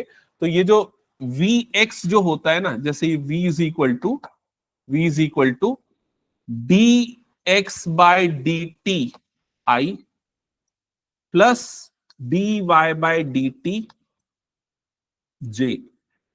यही वाला पार्ट जो है vx होता है, और ये वाला पार्ट जो होता है वो क्या होता है? vy होता है। Instantaneous velocity in the direction of X axis, instantaneous velocity in the direction of Y axis. ठीक है, जो डेल है वो एक लार्ज चेंज को रिप्रेजेंट कर रहा है, डी जो है वो स्मॉल चेंज को रिप्रेजेंट कर रहा है। यहां तक हो गया क्या सबको? एक बार चेक कर लो, कंफर्म करो। ठीक है, अब अगर मान लो इसको अगेन हम डिवाइड कर दे टाइम से, इस वाले एक्सप्रेशन को, जो अभी हमारे पास ये वाला एक्सप्रेशन आया था, अगेन इसको अगर हम टाइम से डिवाइड कर दे, या इसकी बात करें, v is equal to vxi plus vy divided by, अगर डेल टी कर दूं, डिवाइडेड बाय डेल टी, यहां पर भी डेल v, ये हो जाएगा डेल vx और ये हो जाएगा डेल vy, मतलब change in velocity with respect to change in time. तो change in velocity with respect to change in time मतलब क्या हो जाएगा? एक्सेलरेशन। वेलोसिटी अपॉन टाइम क्या होता है? एक्सेलरेशन। तो इसको हम डिनोट करेंगे ए से। ए इज इक्वल्स टू, अब ये एवरेज एक्सेलरेशन ले रहे हैं इसलिए बार लगा देंगे, A X bar average acceleration in the direction of X axis plus A Y bar average acceleration in the direction of Y axis. ठीक है, वहीं अगर इंस्टेंटेनियस एक्सेलरेशन होगा तो नॉर्मली ऊपर में बार नहीं लगेगा, बाकी सारे कंपोनेंट्स एज इट इज रहेंगे।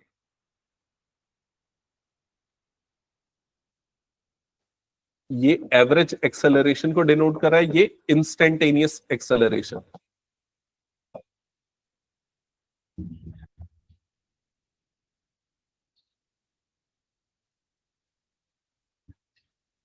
हो गया यहां तक सबका? ओके, इसको और किस फॉर्म में लिख सकते? A is equal to D V X by D T I plus D V Y by D T J, या फिर A is equal to D square X by D T square I plus D square Y by D T square J. ठीक है, यहां पर velocity का first derivative, यहां पर position का सेकंड डेरिवेटिव, दोनों एक्सेलरेशन को डिनोट कर रहा है। तो फाइनली जो है ना, आप ये सारे फॉर्मूले नोट डाउन कर लो, क्योंकि इस पे बेस्ड हम क्वेश्चन सॉल्व करेंगे।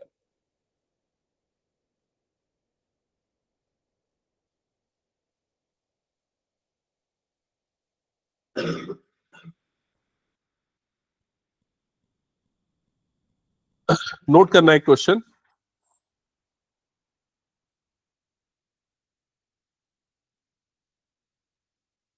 क्वेश्चन है, the position of a particle is given by, the position of a particle is given by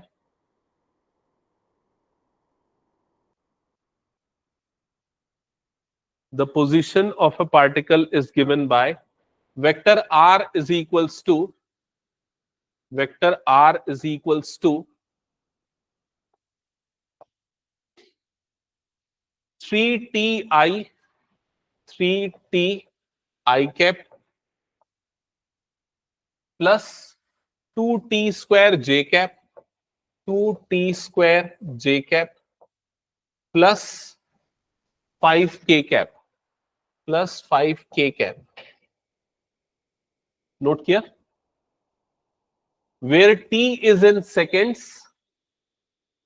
where t is in seconds, full stop, find first है v of t, second है a of t,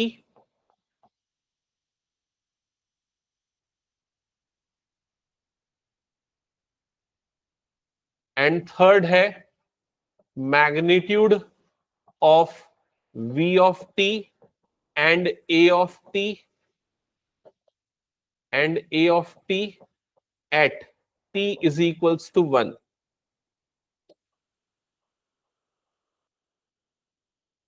note कर लिया ये?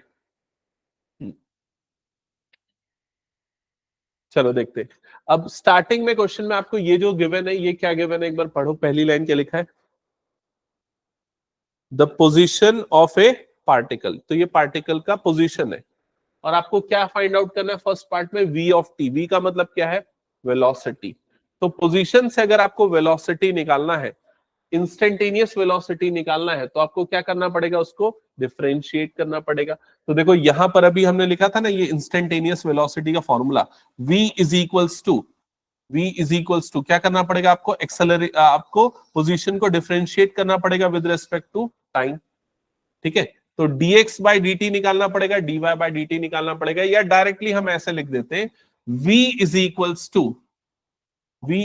To d by dt of vector r, d by dt of vector r। तो v is equals to क्या हो जाएगा, ये d by dt of vector r के जो कंपोनेंट्स आपको क्या गिवन है, 3ti plus 2t square j, और ये हो जाएगा प्लस 5k कैप। ठीक है, डिफरेंशिएट करो हर एक टर्म को, क्या क्या एलिमेंट सारे देखो लिखो।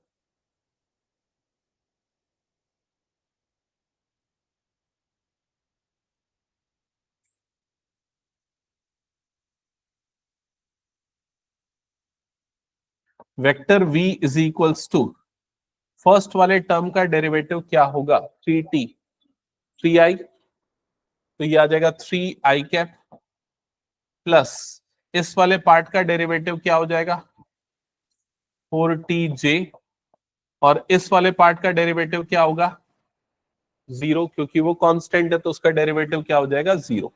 तो ये हो गया उसका वेलोसिटी, जिसको वेक्टर v या फिर आप किससे डिनोट कर सकते हो, v ऑफ t से।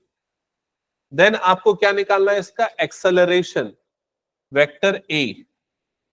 तो एक्सेलरेशन निकालने के लिए d by D T of vector v, अब आप वेक्टर v को डिफरेंशिएट करोगे तो d by D T of vector v आपने जो निकाला, क्या निकाला, 3i प्लस 4tj, डिफरेंशिएट करो इसको, क्या आएगा, 3i का डेरिवेटिव हो जाएगा 0 और 4t का डेरिवेटिव क्या हो जाएगा 4, तो आपको क्या मिल जाएगा यहां पर 4j कैप।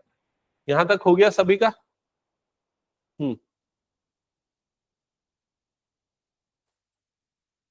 अब इसके बाद आपका जो वेलोसिटी निकला v ऑफ t जो निकला है वो है 3i प्लस 4tj मिला है ना। आपको क्या निकालना है, इसका मैग्नीट्यूड निकालना है at t is equals to 1। तो t की जगह पे यहां 1 डाल दो, तो v ऑफ t की वैल्यू कितनी आ जाएगी, ये 3i प्लस 4j, ये आ जाएगा velocity when t is equal to क्या हो गया 1। अब इसका मैग्नीट्यूड निकालने के लिए क्या करेंगे, magnitude of v of t is equal to root over 3 square plus 4 square, तो ये आ जाएगा 3 square plus 4 square, 3 square is 9, 4 square is 16, मतलब कितना आ जाएगा रूट 25, उसका मैग्नीट्यूड आ जाएगा 5 यूनिट्स। तो magnitude of velocity is 5 meter पर सेकेंड। एक्सेलरेशन, तो एक्सेलरेशन ए की वैल्यू देखो, वेक्टर ए की वैल्यू आपके पास क्या आई थी 4j, ये वेक्टर ए आया था। मैग्नीट्यूड ऑफ वेक्टर ए क्या आ जाएगा, तो 4j का मैग्नीट्यूड क्या होगा 4, यूनिट क्या आ जाएगी इसकी, मीटर पर सेकेंड स्क्वायर। क्लियर हो गया ये।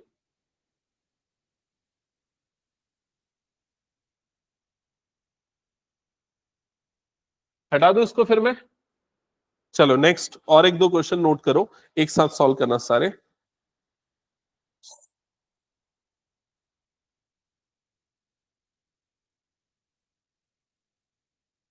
The velocity of a particle,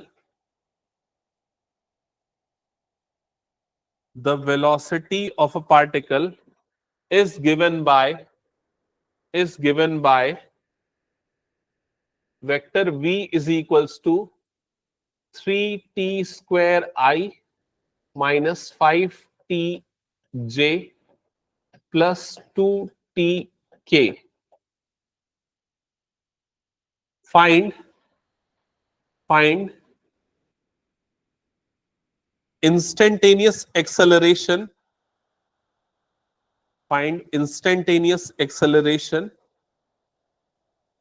full stop, and magnitude of acceleration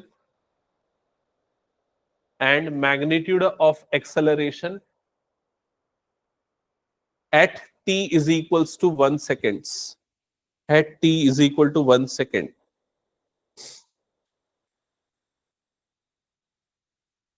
तो यहां पर गिवन है वेलोसिटी और आपको फाइंड आउट करना है एक्सेलरेशन। तो वेलोसिटी से एक्सेलरेशन निकालने के लिए क्या करना पड़ेगा? डिफरेंशिएट किसके रेस्पेक्ट में? टी के रेस्पेक्ट में, टाइम के रेस्पेक्ट। करो डिफरेंशिएट टाइम के रेस्पेक्ट में at T is equal to 1 seconds. दिखाना तो।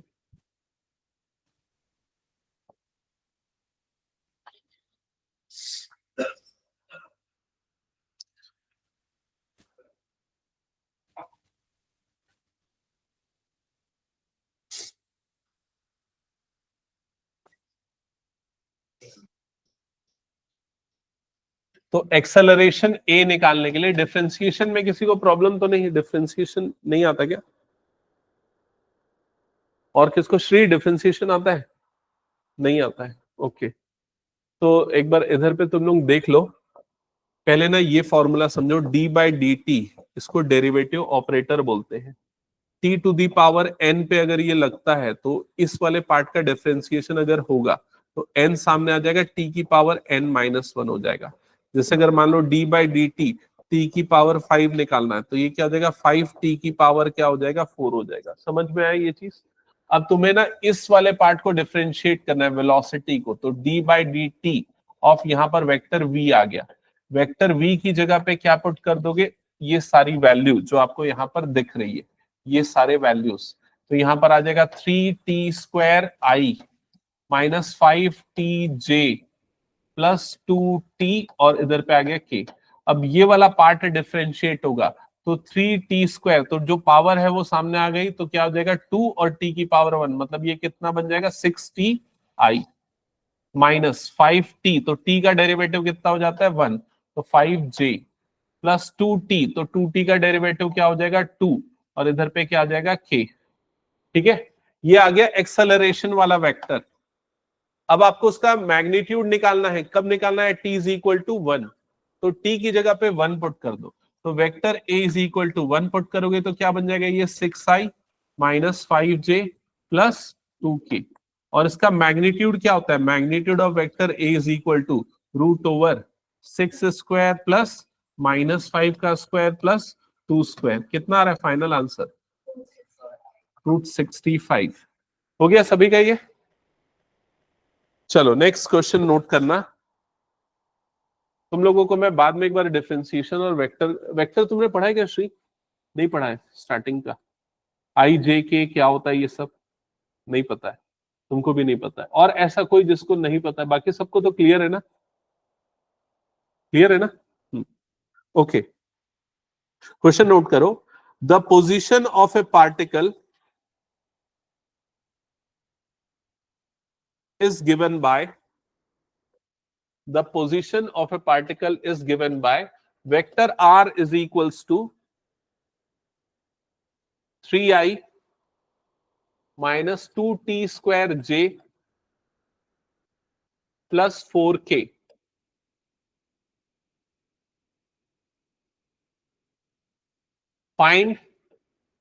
Find vector a and vector r, vector v and vector a, vector v and vector a,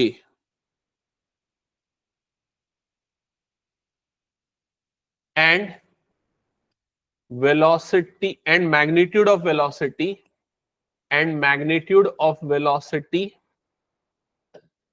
at t is equal to 2 seconds, at t is equal to 2 seconds.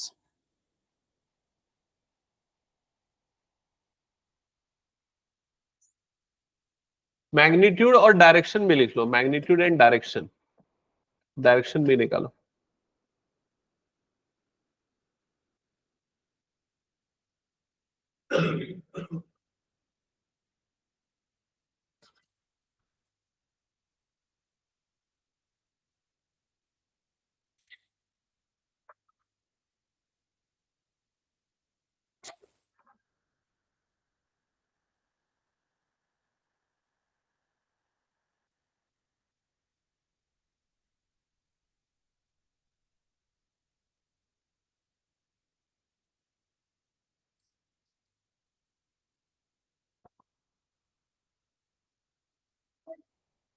हो गया, direction भी निकल गया।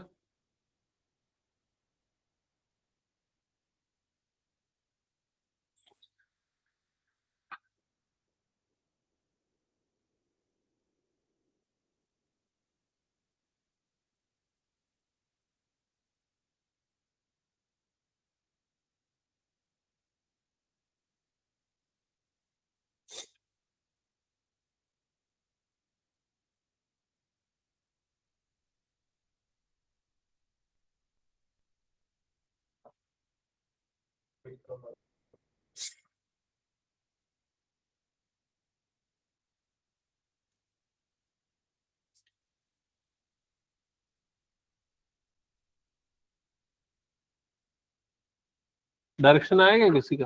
कितना आ रहा है? Magnitude and direction of velocity नहीं है। और वेलोसिटी सबका निकला कि नहीं? सार्थक, वेलोसिटी क्या आया? अभिनव, वेलोसिटी निकला क्या आया? बता, वेलोसिटी, वेलोसिटी -4 TJ, क्या ये आया वेलोसिटी? चेक करो तो। अरिशा, ये आया? नहीं आया। सबसे पहले इसको डिफरेंशिएट करोगे, इसमें टी है क्या? नहीं है, तो उसका डिफरेंशिएशन क्या हो जाएगा? 0।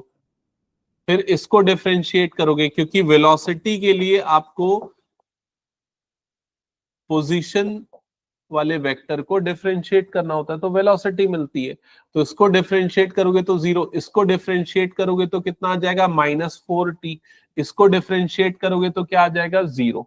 तो ये आएगा वेलोसिटी वाला वेक्टर। एक बार चेक करो ये आया कि नहीं।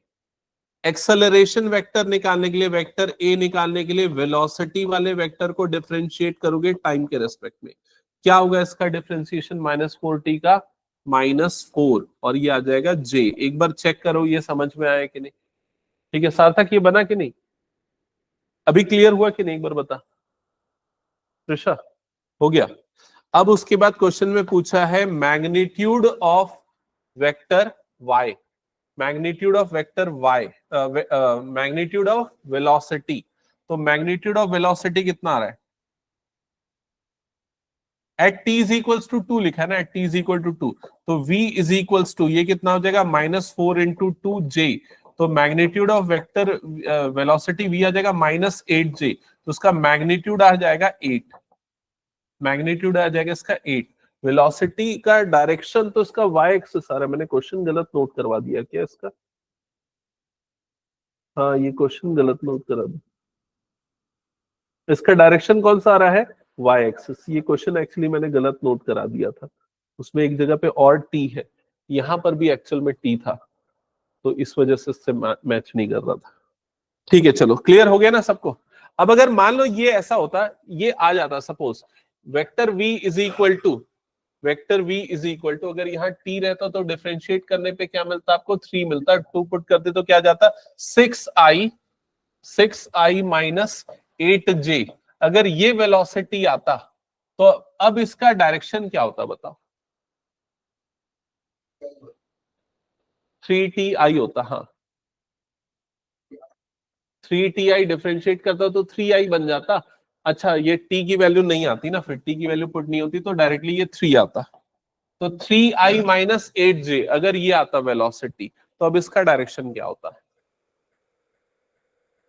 इसका डायरेक्शन कैसे निकालते हो? वो tan alpha is equal to क्या था फॉर्मूला यहाँ पर? b sine theta upon a plus B cos theta, है ना। तो यहाँ पर ये तुम्हारा a हो जाता और ये वाला पार्ट तुम्हारा क्या हो जाता? b हो जाता। क्लियर हो गया ये चीज। और थीटा दोनों के बीच का, i और j के बीच का एंगल कितना है? 90 डिग्री। तो यहाँ पर कितना आ जाएगा? 8 sine 90 divided by a plus B, a मतलब 3 प्लस 8 कॉस 90, ये आ जाता। तो कितना आ जाता है? ये 8/3 tan अल्फा की वैल्यू। ठीक है, एक दूसरा क्वेश्चन देता हूं, उसमें सॉल्व करके दिखाओ। ये तो वैसे डायरेक्ट है question. An aeroplane is flying north an aeroplane is flying north with a velocity of 720 kilometer per hour. 720 kilometer per hour. Full stop. The wind is blowing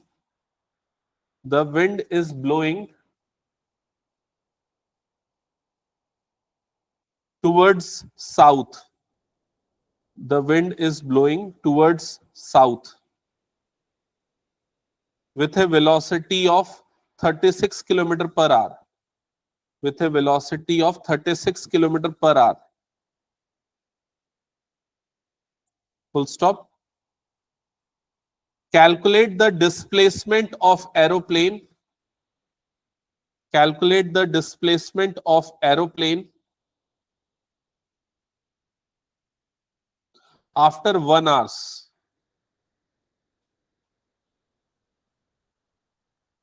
Calculate the displacement of aeroplane after 1 hour.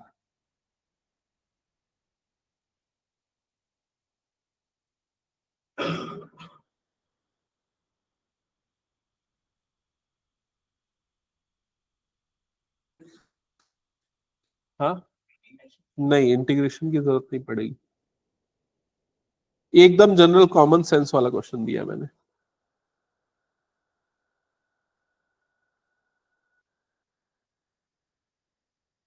Aeroplane का direction कौन सा direction fly कर रहा है? North. और wind कौन से direction में है? साउथ। ठीक है, और दोनों का मैग्नीट्यूड गिवन है।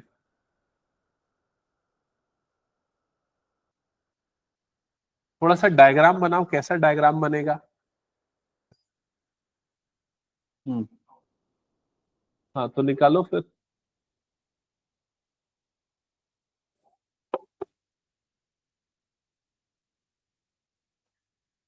देखो, एरोप्लेन का ये डायरेक्शन है नॉर्थ। ठीक है, एरोप्लेन की जो वेलोसिटी है उसको मैं ए ले लेता हूं, मान लेते हैं वो कितना गिवन है? 720 किलोमीटर पर आवर, है ना। और विंड का जो डायरेक्शन है वो क्या है? साउथ। उसको मैं बी ले लेता हूं। उसकी वेलोसिटी कितनी गिवन है? 36 किलोमीटर पर आवर। क्लियर हो गया ये चीज? ठीक है। अब अगर आपको रिजल्टेंट निकालना है, अच्छा थीटा की वैल्यू दोनों के बीच में गिवन नहीं है, तो आप इनडायरेक्टली निकाल सकते हो, वो कितना आ जाएगा? 180 डिग्री। अब ये याद करो, जो रिजल्टेंट आर का फॉर्मूला था √/a² + b² + 2ab cos theta, इसमें स्पेशल केसेस थे। जब थीटा इज इक्वल टू 90 है तो क्या होता है, जब 0 है तो क्या होता है, 180 है तो क्या होता है। तो जब थीटा की वैल्यू 180 थी, तब बताओ उसके रिजल्टेंट का मैग्नीट्यूड क्या आया था? a - b। मतलब जो रिजल्टेंट वेलोसिटी होगी वो कितनी हो जाएगी? a - b। a - b मतलब 720 - 36। समझ में आ रही है ये चीज? तो कितनी आ जाएगी resultant velocity? 684 kilometre per hour. 684 kilometre per hour. क्या ये क्लियर हो गया? अब आपको बोल रहे हैं डिस्प्लेसमेंट इन 1 आवर कितना होगा। तो अगर ये वेलोसिटी है 1 आवर में, तो डिस्प्लेसमेंट के लिए क्या कर दो? मल्टीप्लाई कर दो उसको। ठीक है, तो कितना आ जाएगा? उतना ही आएगा, 684 kilometres towards north. That's it, वो उसका डिस्प्लेसमेंट हो जाएगा। क्या ये क्लियर हो गया सबको?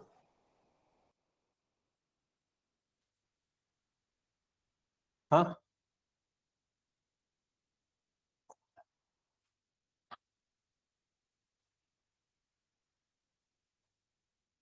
चलो नेक्स्ट क्वेश्चन नोट करो। सेम है, इसमें बस मैं डेटा चेंज कर रहा हूं ना। ठीक है, डेटा में क्या चेंज कर रहा हूं? अभी जो प्लेन कौन से डायरेक्शन में जा रहा था? नॉर्थ में। अब प्लेन जा रहा है नॉर्थ ईस्ट डायरेक्शन में, and wind is blowing in the direction of south east.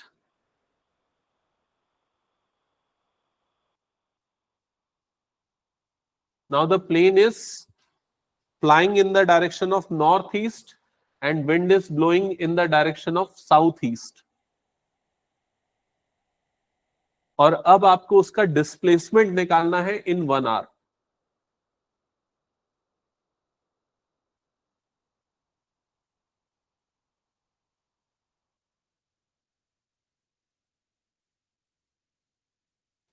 Data same है, क्वेश्चन सेम है। अब थोड़ा सा इमेजिन करो प्लेन किस तरफ फ्लाई कर रहा है और विंड का डायरेक्शन किस तरफ है। तो ये हो गया नॉर्थ और ये क्या हो गया साउथ, ये हो गया ईस्ट और ये हो गया वेस्ट। प्लेन कहां पर ट्रैवल कर रहा है, कौन से डायरेक्शन में, नॉर्थ ईस्ट, मतलब ये प्लेन का ट्रैवल हो गया। और विंड कौन से डायरेक्शन में है, साउथ ईस्ट, मतलब ये हो गया। यहां तक क्लियर हो गया।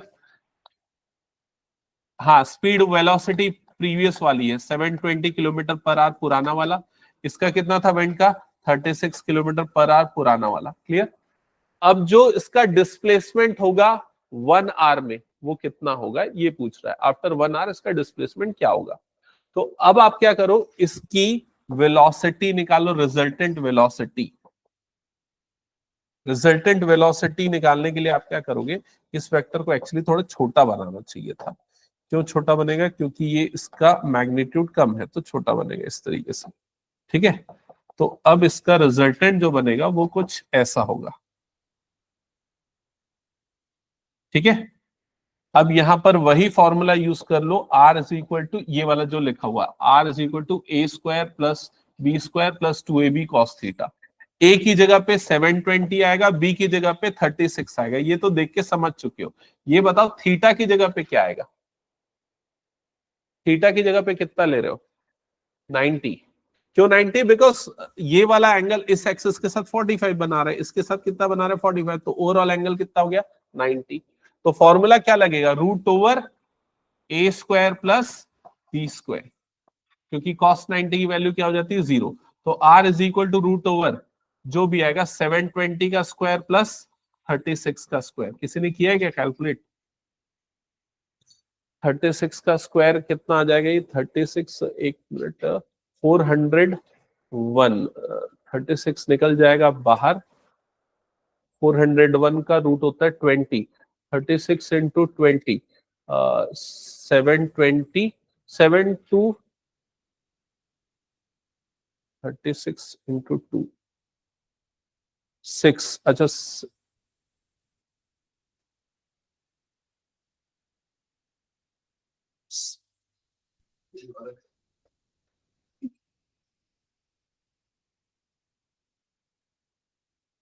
कितना आ रहा है,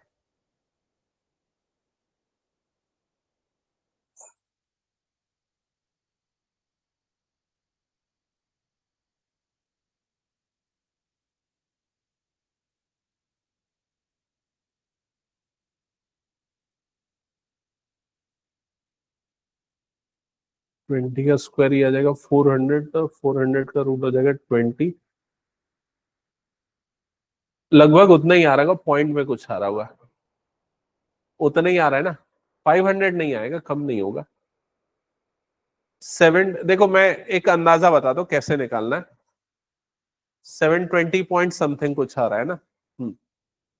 देखो कैसे निकालने का अंदाजा बताता हूं, समझो।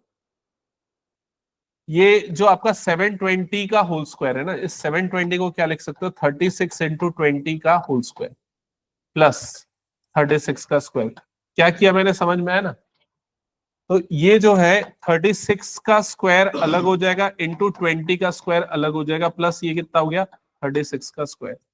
फिर क्या करो, 36 का स्क्वायर ले लो कॉमन, तो यहाँ क्या आ जाएगा 20 का स्क्वायर प्लस 1। 36 का स्क्वायर जब रूट से बाहर निकलेगा तो ये कितना हो जाएगा 36, और रूट के अंदर में क्या बच जाएगा, 20 का स्क्वायर कितना होता है 400 प्लस 1, मतलब कितना हो जाएगा 401। 401 का रूट जो होता है लगभग कितना होता है 20 के आसपास ही आता है। तो 36 इंटू 20.1 या 20.2 जो भी आएगा, तो मल्टीप्लाई करने पे कितना मिलेगा 720 पॉइंट समथिंग, 2 या 3 या 4 जो भी कुछ आएगा, 70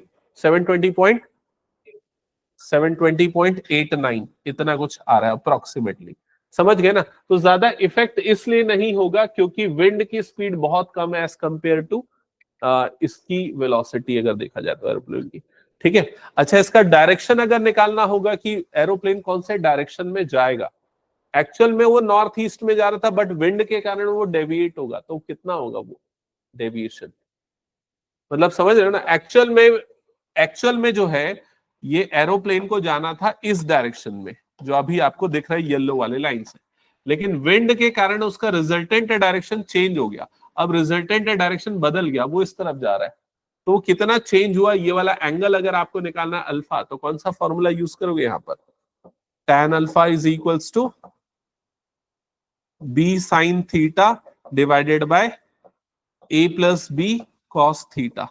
ठीक है, अब थीटा की जगह 90 रखोगे तो साइन 90 कितना हो जाएगा 1, कॉस 90 पूरा का पूरा क्या हो जाएगा 0। तो अब आपको क्या मिल जाएगा b बाय ए, b बाय ए। तो b की वैल्यू कितनी है देखो यहाँ पर 36 डिवाइडेड बाय ए की वैल्यू कितनी हो गई 720। अब 36 से डिवाइड करोगे 36 वनजा और 36 क्या हो जाएगा टूजा, मतलब ये कितना हो जाएगा 1/20। 1/20 की वैल्यू आएगी लगभग 0.05 के आसपास, समझ रहे हो ना। 0.05 इज अप्रोक्सीमेटली 0। तो थीटा की अल्फा की वैल्यू भी जो है वो लगभग क्या आ जाएगी 0 के आसपास, मतलब जो एंगल डेविएशन होगा वो बहुत कम होगा, आप ये बोल सकते हो। ठीक है, ओके चलो एक लास्ट क्वेश्चन दे रहा हूं, वो सॉल्व करो। इसके एक्सरसाइज में से देता हूं एक question.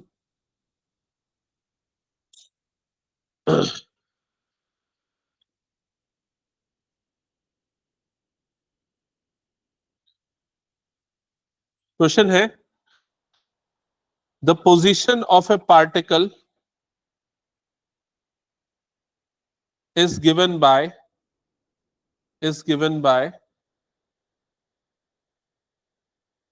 vector r is equals to vector r is equals to vector r is equals to 3ti plus 3t square j plus 5t cube k plus 5t cube k. Find instantaneous velocity and acceleration. Find instantaneous velocity and acceleration. Also find its magnitude at t is equal to 1 second. Also find its magnitude at t is equal to 1 second. हाँ दोनों का, acceleration और velocity का. Also find its magnitude at t is equal to 1 seconds.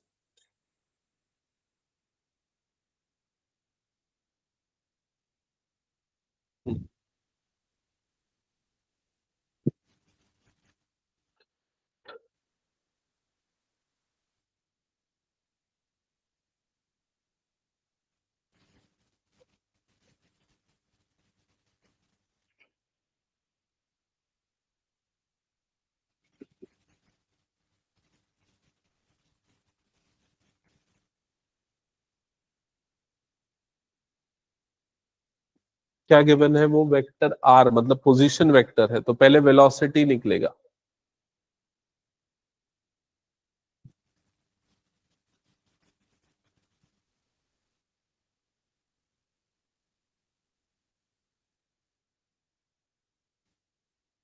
Shri बताना पड़ेगा, वैसे नहीं मिलेंगे। गौरीशा दिखाओ कॉपी।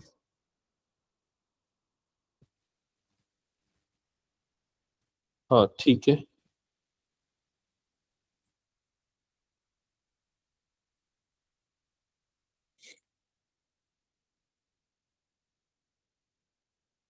हो गया। चैतन्य तेरा हुआ? सार्थक दिखा कॉपी। हाँ कैसे आया बता। ये कैसे लिखा, ये कैसे लिखा समझा। तो वो जीरो हो जाता है। क्या जीरो हो जाता है? मतलब जीरो हो जाता है ना। हाँ पावर सामने आ जाती है। हाँ तो ये क्या चीज निकला, ये क्या है? नहीं, वेलोसिटी ना, अभी ये तेरा क्या है पोजीशन है ना, पोजीशन को डिफरेंशिएट करेगा तो क्या मिलेगा वेलोसिटी। तो ये वेक्टर v है, ये तूने गलत लिखा है, ये जो है पहले तू वेलोसिटी निकालेगा बाद में एक्सेलरेशन निकालेगा। ओके चेक कर लो एक बार। तो सबसे पहले वेलोसिटी निकालना है वेक्टर v, तो वेक्टर v के लिए पोजीशन वेक्टर को डिफरेंशिएट करेंगे विद रिस्पेक्ट टू टाइम, तो कितना आ जाएगा ये 3i plus 6j plus 15t square k। क्या ये आया 6tj? हाँ, यहां पर भी एक t आएगा 6tj, ठीक है, आया। अब उसके बाद एक्सेलरेशन निकालोगे तो vector a is equal to, तो उसका डिफरेंशिएशन क्या हो जाएगा 0, 6t का क्या हो जाएगा 6j, और इसका क्या हो जाएगा प्लस 30tk। ये इंस्टेंटेनियस वेलोसिटी और एक्सेलरेशन हो गया। अब इसका मैग्नीट्यूड निकालना है at t is equal to 1। Risha निकाला क्या वेलोसिटी का magnitude at t is equal to 1? यहां पर t के प्लेस पे क्या पुट करना है 1 पुट करना है, तो vector v is equal to कितना आ जाएगा 3i plus 6j plus 15k, और इसका मैग्नीट्यूड निकालने के लिए magnitude of vector v is equal to कितना आ जाएगा root over 3 square plus 6 square plus 15 square. क्या ऐसा ही किया? कितना है ये मैग्नीट्यूड 272,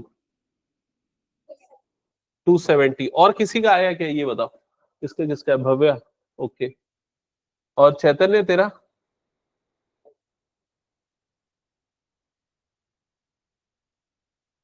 ओके, और ये एक्स हिमांशु एक्सेलरेशन आया कि नहीं बता, उसका मैग्नीट्यूड क्या करेगा मैग्नीट्यूड निकालने के लिए एक्सेलरेशन का? हाँ, टी के प्लेस पे 1 पुट करेगा, so vector A is equal to कितना आ जाएगा ये 6j प्लस 30k, और उसका मैग्नीट्यूड क्या हो जाएगा magnitude of vector A is equal to root over 6 square plus 30 square.